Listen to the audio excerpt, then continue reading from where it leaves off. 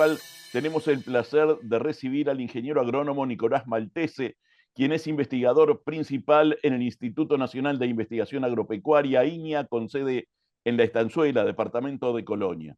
Su perfil académico se centra en ecofisiología y nutrición de cultivos, con énfasis en la optimización de sistemas productivos sostenibles para cereales como el maíz. Tiene más de 77 citas en publicaciones científicas y colabora en proyectos clave del Plan Estratégico de INIA para la intensificación sostenible de la agricultura.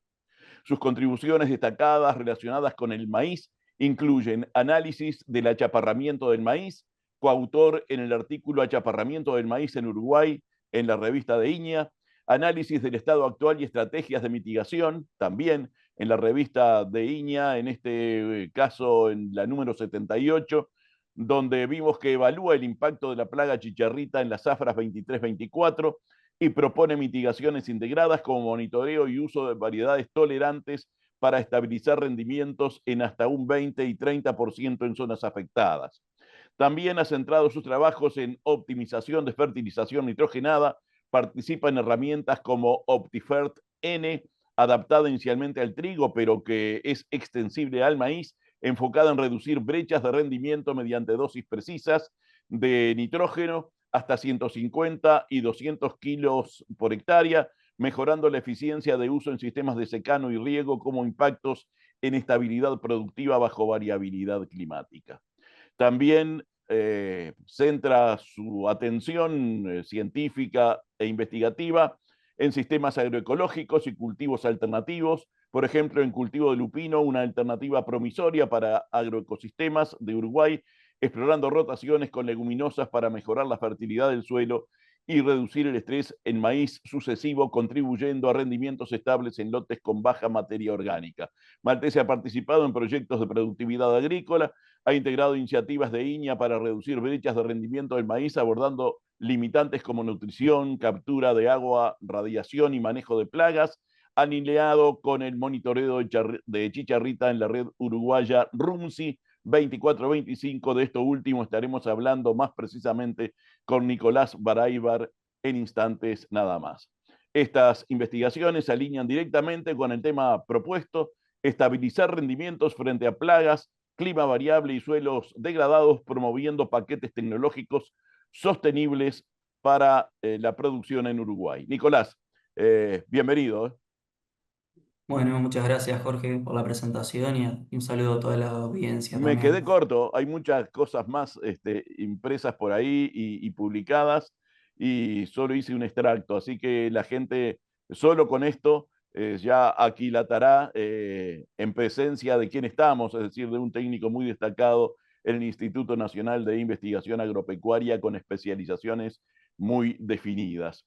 Sugiero iniciar este conversatorio con un análisis breve y conciso sobre cuáles son los aspectos claves que permiten, según los estudios, estabilizar y mejorar el rendimiento del maíz. Te escuchamos. Bueno, buenísima la introducción, creo que sirve de contexto para contar un poco lo que venimos trabajando desde la sección de ecofisiología y manejo de cultivos Niña La Estanzuela, particularmente en lo que respecta al cultivo de maíz, asociado a las principales factores de manejo que impactan en el rendimiento y en el cierre de la brecha respecto a los rendimientos potenciales para Uruguay. Nos focalizamos fuerte, al menos en nuestra línea de trabajo, en lo que tiene que ver con el manejo por fecha de siembra, la elección del híbrido, el efecto de la variación de la población y del arreglo espacial a través del distanciamiento entre hileras. Y por otro lado, también explorar este tipo de manejo bajo diferentes condiciones, por ejemplo, no solo bajo condiciones de secano, sino bajo condiciones de riego, que es un área interesante que viene creciendo a nivel nacional, ¿no? Bien, ¿y eso qué resultados ha tenido últimamente, habida cuenta de los ensayos y las validaciones que viene haciendo constantemente el equipo que tú diriges allí en el INIE La Estanzuela y en otras localizaciones? Bueno, como para arrancar, teniendo en cuenta que son varias puntas las que estamos abarcando, pero me parece que la más reciente a mencionar es el lanzamiento del modelo Optiferene, que tú bien mencionaste, que es una herramienta que se liberó ahora en la última publicación de INEA en el mes de septiembre, un modelo de recomendación de fertilización nitrogenada para maíz. Eh, Básicamente la propuesta fue tratar de brindarle al productor y al técnico que cultiva maíz una herramienta más de tipo objetiva, que le llamamos recomendaciones dinámicas, es decir, que durante el ciclo de cultivo el productor puede testear o medir el potencial de su cultivo y en función de eso el modelo va a estar brindando una recomendación de ajuste, de refertilización, porque básicamente lo que estamos proponiendo es promover el fraccionamiento de la fertilización entre los estadios iniciales del cultivo y estadios más avanzados. Este modelo está pensado para usarlo en momentos avanzados del cultivo, donde la demanda de nitrógeno se tracciona en mayor medida. Así que bueno, la propuesta un poco es esa, brindar una herramienta objetiva para el manejo de un nutriente que yo diría que hoy por hoy en maíz es el que tiene mayor incertidumbre, sobre todo en el momento que estamos planteando, que es alrededor de 11 12 hojas. ¿Y cuál es el volumen de aplicación en función de los estudios que ustedes vienen realizando? ¿Hay una fórmula rígida o depende eso del estado fenológico y el estado productivo que tengan las plantas? Bueno, no, justamente se trata de un modelo dinámico, más que un modelo, no es un modelo empírico en este caso, en donde básicamente en sí lo que hemos hecho son, para calibrar el modelo, ensayos de respuesta a nitrógeno que varían entre un control sin agregado de nitrógeno hasta 250 unidades, en donde vemos cómo varía el rendimiento en diferentes tipos de ambientes en función de ese agregado de nitrógeno, y de alguna manera esto nos permite generar o poder calcular una dosis óptima para el cultivo en cada ambiente y ver cómo funcionó el modelo en función de esas dosis óptima que marca cada ambiente. Entonces es más bien un modelo dinámico. Si yo tengo un cultivo que llega al momento de la toma de decisión, que estamos planteando entre 11 y 12 hojas, con mayor acumulación de materia seca y mejor nutrido, seguramente el modelo está estimando una mayor demanda de nitrógeno a futuro, y está recomendando una mayor dosis. Todo depende de cómo viene el cultivo también manejado de manera previa. Algunos de los inputs o las variables de entrada que necesitamos para usar el modelo son la fecha de siembra, la población, la materia seca acumulada, el contenido de nitratos a 20 centímetros a la siembra. Son todas variables de entrada que nosotros debemos cargar para que el modelo nos recomiende una dosis. ¿Y qué variación debe esperarse en cuanto a la aplicación según sea un cultivo bajo riego o en secano? Bueno, está buenísima la pregunta porque hoy por hoy, si entran a la página de INEA y van a la ventana de alertas y herramientas, van a encontrar el modelo y van a ver que tienen dos ventanas, una para maíz bajo riego y otra para secano. Básicamente el enfoque conceptual del modelo, que está basado en un enfoque bien sólido y muy reportado ya a nivel mundial en la bibliografía, es el de curva de dilución de nitrógeno. Usamos esa herramienta para poder calibrar los modelos y es el mismo tanto para riego como para secano. El enfoque conceptual es lo mismo. Lo único que cambia entre riego y secano son las eficiencias de uso que se usan para el fertilizante agregado y para lo que mineraliza el suelo. Eso es una cosa que los distingue a los dos modelos. Otra cosa que también lo modifica y cambia en gran medida es la estimación de crecimiento que tenemos tanto para riego como para secano. Ujú. Tenemos medido, obviamente, que un maíz bajo riego, durante ese periodo que nosotros queremos calcular la demanda de nitrógeno, tiene más tasa de crecimiento comparado con un maíz de secano. Esto surge a partir de información experimental y bueno, cambia la ecuación o el algoritmo que estima el crecimiento futuro del cultivo.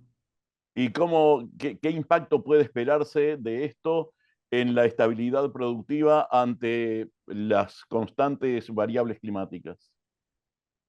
Bueno, yo creo que el modelo en ese sentido viene a aportar mayor certidumbre o, o quizás al menos más herramientas para la toma de decisión final.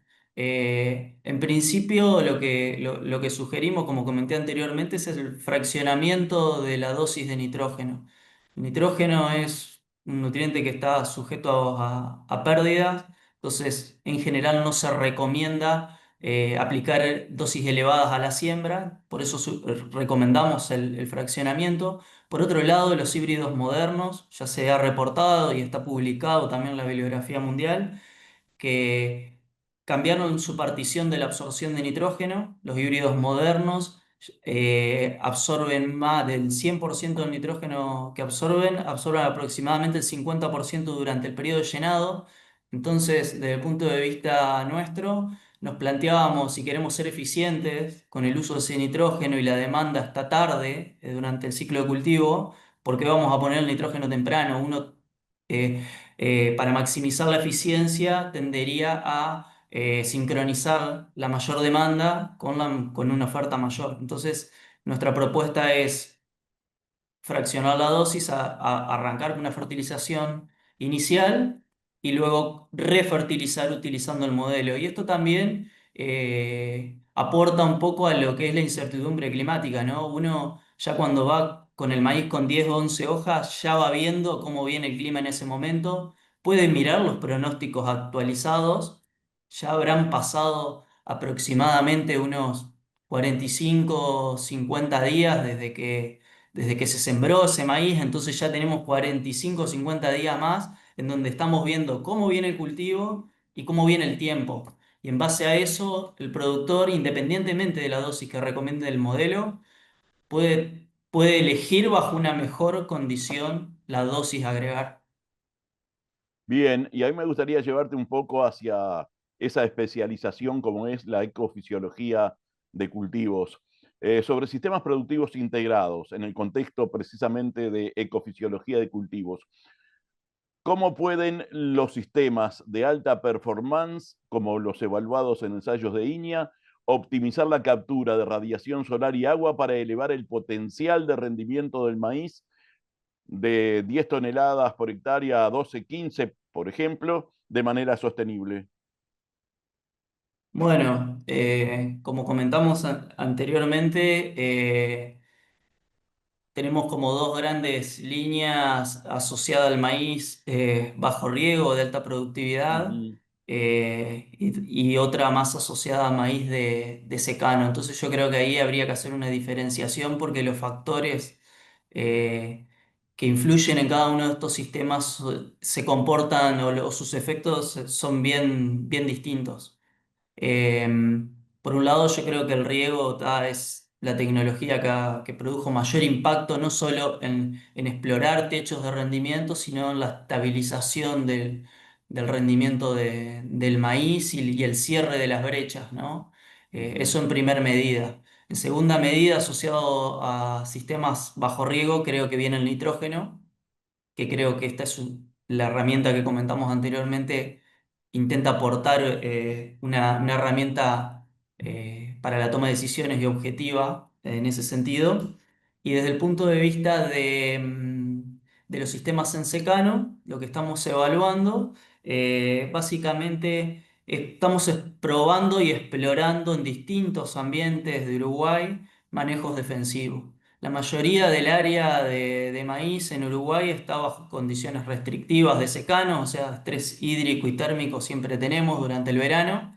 De hecho, el crecimiento del área de maíz, que viene creciendo de manera sostenida las últimas 8 zafras, a razón de 28.000 hectáreas por año, estamos viendo que esa expansión se está dando hacia ambientes más restrictivos. Entonces ahí tenemos no solo una condición que se va por fuera del área tradicionalmente agrícola y se está metiendo en sistemas más restrictivos, amerita tomar estrategias defensivas. Cuando hablamos de estrategia defensiva, básicamente nos lo asociamos a atrasos en la fecha de siembra y reducción de la densidad o de la población para estabilizar el rendimiento y levantar los pisos de rendimiento. Ese es un poco el objetivo. Ahora, la duda que nos planteábamos era que si yo asumo siempre manejos defensivos todos los años en sistemas en secano, hay años que vienen buenos. Un ejemplo puede ser la zafra pasada, en donde llovió medianamente bien y yo ya asumí un manejo defensivo que no lo puedo corregir porque ya sembré, por ejemplo, una baja densidad.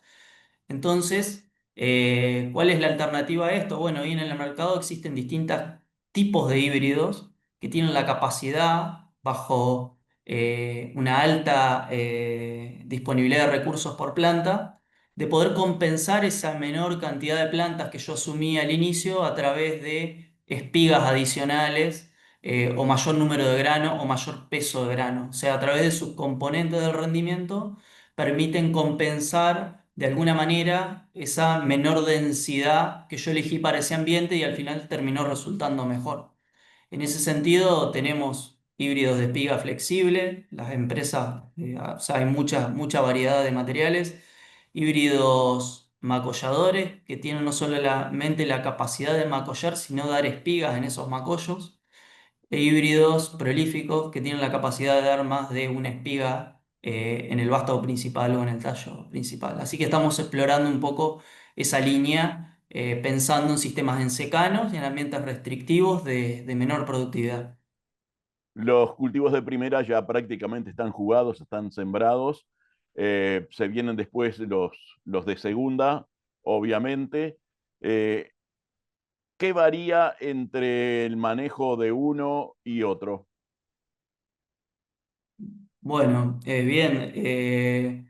Respecto al cambio en la fecha de siembra, básicamente para el caso particular del maíz, desde que surgió la tecnología de maíz tardío, maíz de segunda, yo lo considero como dos cultivos distintos o independientes. Más allá de que sea Por maíz, eso iba, yo entiendo lo mismo eh, sin saber demasiado, pero por ese lado iba la pregunta, es decir, ¿cómo manejas uno y otro teniendo en cuenta que tienen sus diferencias de manejo, momentos, seguramente van a tener un estrés hídrico diferente por las temperaturas y por la escasez de lluvia en esos meses donde está en pleno desarrollo el cultivo segunda, ¿no?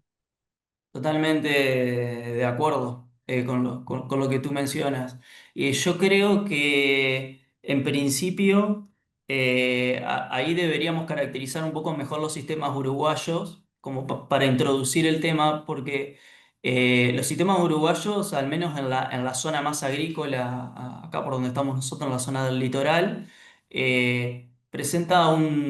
son sistemas bien intensos, ¿no? En cuanto a cultivos cosechados por año. Estamos hablando de una intensidad de 1,5, 1,6 cultivos cosechados por año, lo cual es interesante porque eso le da un montón de propiedades desde el punto de vista no solo de la productividad, sino desde la estabilidad del sistema.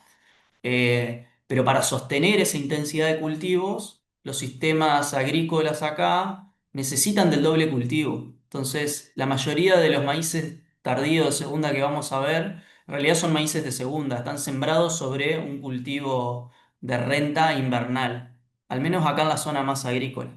Entonces, eso hace que de alguna manera el ambiente, al menos para el inicio del cultivo, sea bien distinto desde el punto de vista de la disponibilidad de nutrientes, por ejemplo, en donde ya cosechamos un trigo, por ejemplo, y partimos con altos niveles de biomasa remanente, que tienen una alta relación carbono-nitrógeno y deja poca disponibilidad al inicio. Entonces, ahí uno de los aspectos a tener en cuenta es el manejo de nitrogenado al inicio en ese tipo de condiciones es clave.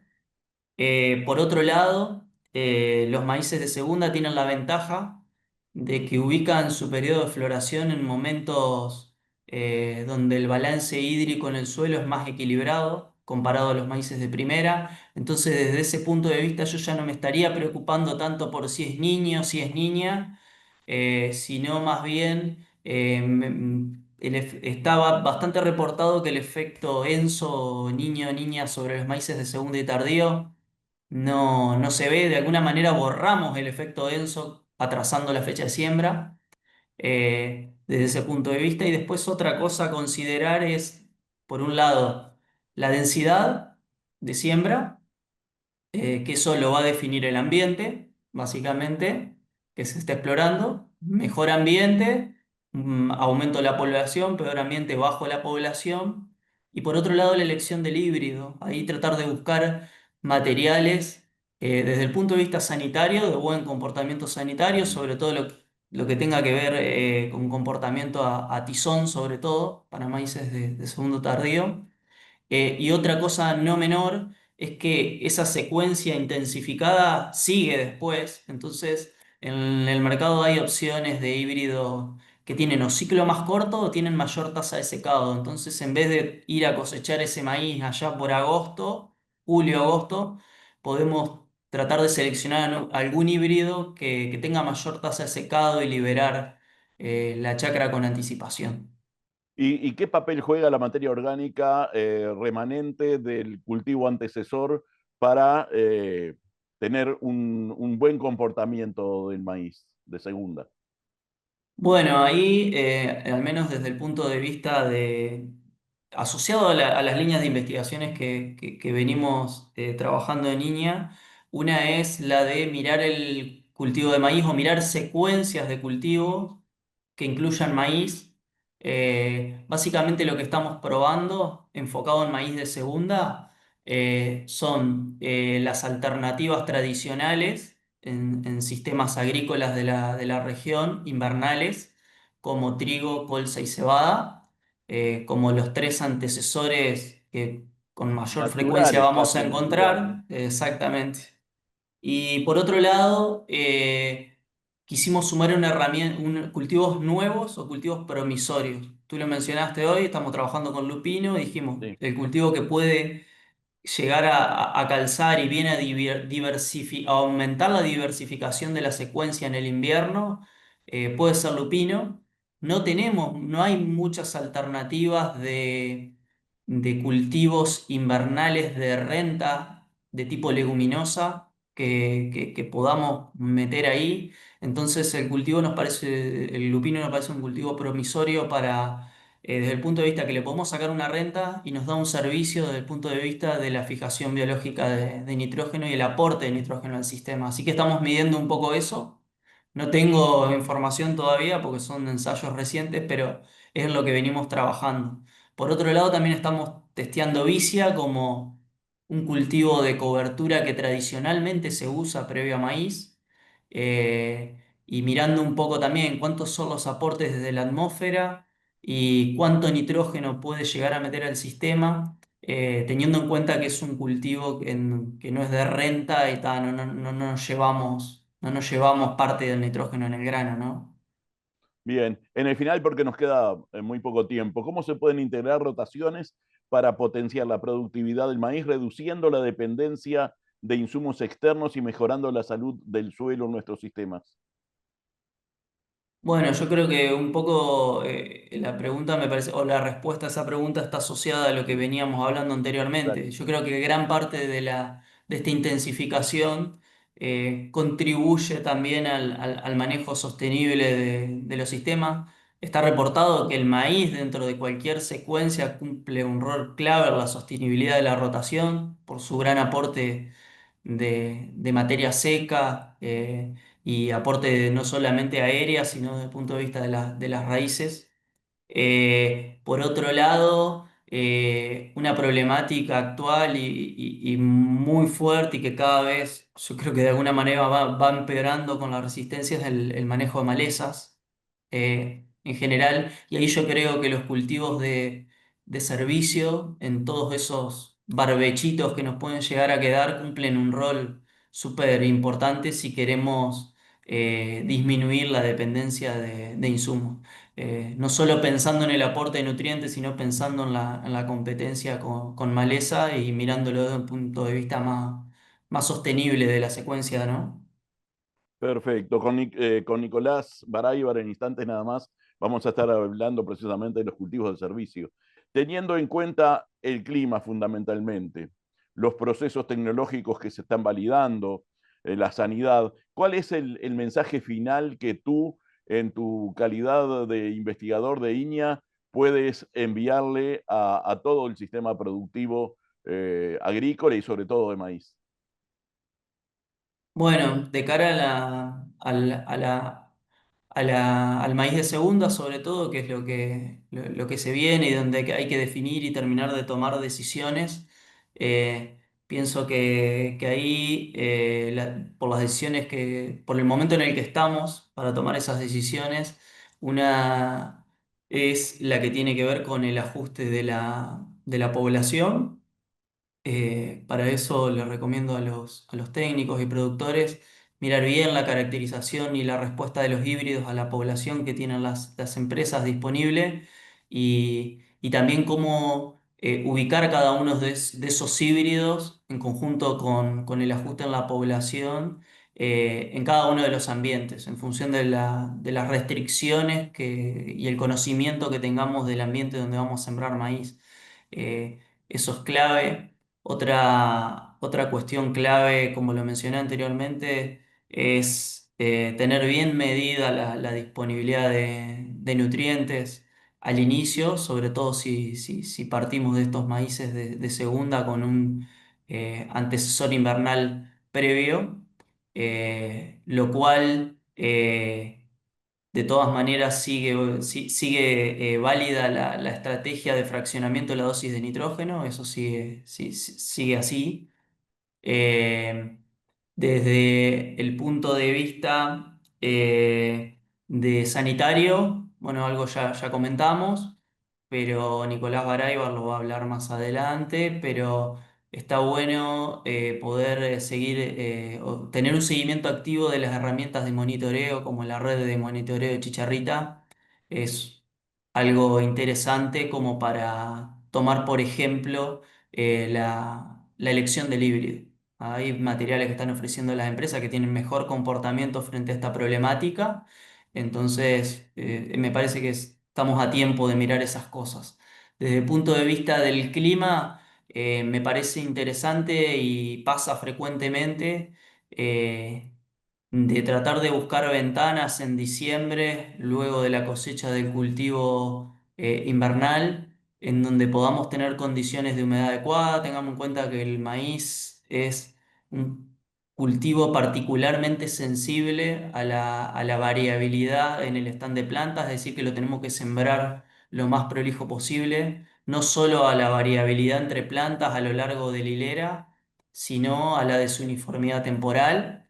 Ahí está bueno tener en cuenta eso, sobre todo si venimos de volúmenes de rastrojo grande, cuando tenemos trigos o cebadas de muy alto rendimiento, de poder tener una cama de siembra lo más adecuada posible para que esa emergencia de cultivo sea homogénea.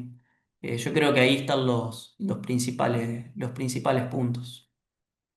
Bien, Nicolás, te agradezco mucho el haber participado en este ciclo.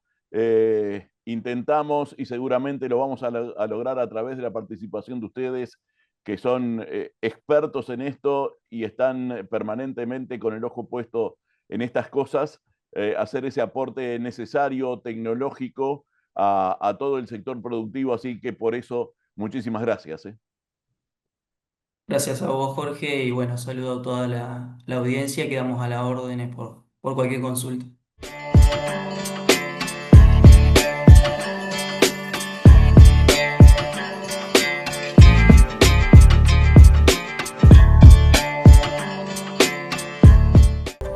En la vida del agricultor, los cambios son permanentes. Cada zafra un nuevo desafío.